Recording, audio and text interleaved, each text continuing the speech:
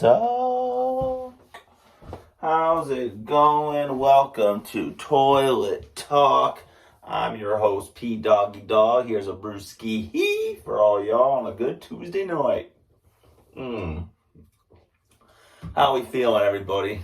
Sports been treating you good? Hasn't been treating me so well. It's been hit or miss. One sport does okay in the Bears.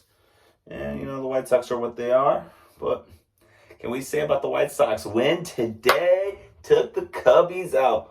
Go Cubs, go. Go Cubs, go. Lose 5-3 to a team that's 24 games under 500.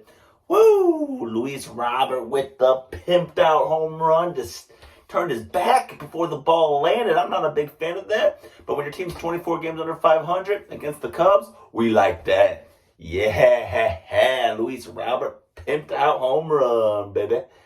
Heck yeah. But we're not here today to talk about a lot of baseball. Let's jump into it. So I wanted to talk about two underappreciated running backs in the league and, a little fantasy football advice to help you guys out here. I think they're really underappreciated. So we're going to go with running back number one. Javonte Williams. My God, this dude's so underappreciated. The dude would have been a beast already. He's already a good player, all injuries aside. But then they wasted him with Melvin Gordon. Melvin Gordon kept stealing carries from this guy in his rookie season. Javonte Williams in his rookie year had over 900 yards rushing in 203 carries. And I know, and that's with, imagine if he had, they gave him all the carries. This dude would have been 1,300 yards rushing. Guy's a beast. And right now, Fantasy Pros has him as the 26th running back in a one-year league. 26th running back. Are you trying to tell me that there's 25 better running backs than Javonte Williams right now? They don't really have a good backup in Denver. I think we're finally ready for Javonte Williams' season. 26 running back BS. I think he's going to be a beast. And if you guys are starting dynasty leagues, they have him at the 15th best running back, which I guess I wanted to argue that, but then I started looking at the running backs in front of them, and it's hard to argue the fact, you see your Jonathan Taylor, Breece Halls, and all those guys, and there's a lot of youthful guys, but I think Javonte Williams is heavily undervalued and underappreciated. And, you guys that have him, and you feel like trading them, you might as well just keep them because everyone else is just going to offer you BS trades. I had a trade today offered to me, Elijah Mitchell and a third rounder. This is a dynasty league. Elijah Mitchell and a third rounder for Javonte Williams. I'm like, please. I'm down. It's okay to trade Javonte Williams, but get your worth. And maybe this isn't the right year to trade him because I think if he's healthy this year, he's going to be a top 10 back. Maybe a top 8, top 7 back. Believe that.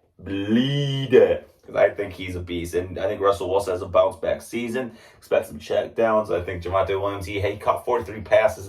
We're going to throw last year aside, but 2 years ago, he caught 43 passes while having 900 yards. And he had 316 receiving yards. I think he's going to, this year, if he's healthy all 17 games, I bet you he runs for 1,400 yards. He catches 60 passes, has 600-700. I think he's going to 600-700 receiving yards. I think Javonte Williams is going to be a beast. Draft him. I'm not saying, and I think it's okay to even slightly reach for him. I think he's going to be a beast. Plunge him right now. He's going to unclog all your toilets out there, unclog all your terrible fantasy seasons. Get Javonte Williams. Another guy, he's slightly underappreciated. I think he's a beast. I think he's in for a heavily amazing season. Who are we talking about? We're talking about James Cook. Man, I love this guy. Last year, the Bills did not use him very much. They had Devin Singletary, and they used, what else they used? They used 2 running backs in front of them. They even added Naheem Hines to try to help him. And James Cook, they need to give him more love. It took more love. And they took till the end of the year to give him love. And in this small amount of time, he averaged 5.7 yards a carry. 5.7 yards a carry. And that's 89 carries for 507 yards. This guy, and now they got rid of Singletary. It's James Cook's season. His backup's Damian Harris. This guy used to take carries from Stevenson, but I don't think that's the case. James Cook can catch. He's got Josh Allen as his QB. James Cook could run. I mean, his brother's Dalvin, for God's sake. So James Cook's going to have some talent. I think it's James Cook season. I think this guy is heavily, also, I used that word earlier, but heavily underrated. And like, what is this? He also had 21 catches for 180 yards last year. Like, draft him.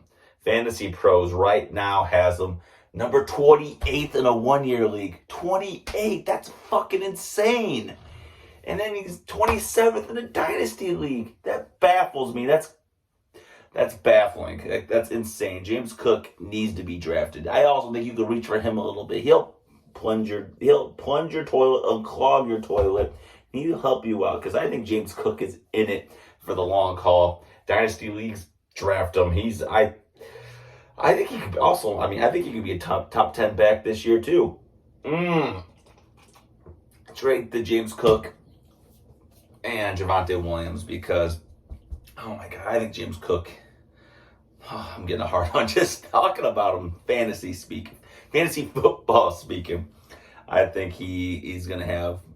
I think he could have 1,500 rushing yards. I think total he might be able to hit 2,000 yards total yards. You guys might ask me what kind of crack pipe you smoking? The good, because James Cook season is underway. Believe that. So with that being said, let's talk about people on our shit list. Patriots signed Ezekiel Elliott. Why do I think this is shitty? This isn't about the regular normal football because, obviously it's a good sign. They overpaid for him. That's kind of shitty. But shit list, it's on the shit list because you're taking away from Stevenson. And it's a fantasy owner-wise, I think this is on our shit list because this thing doesn't stand up anymore. Zeke's going to take carries away from Stevenson. Something. I'm not over-exaggerating. It's not time to sign Zeke or trade this first rounder or second rounder for Zeke in fantasy. It's because he's going to steal touchdowns. Stevenson alone, I think there's not many running backs that could handle 30 carries a game. Stevenson is one of those guys. He's a Derrick Henry type of back who could run 28 times a game. He could catch the ball 7-8 times a game.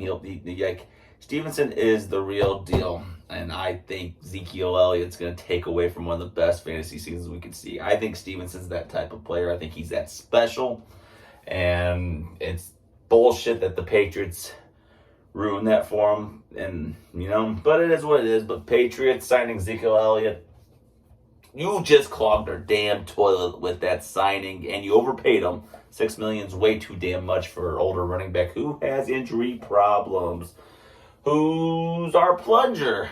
I already mentioned him today. Luis Robert.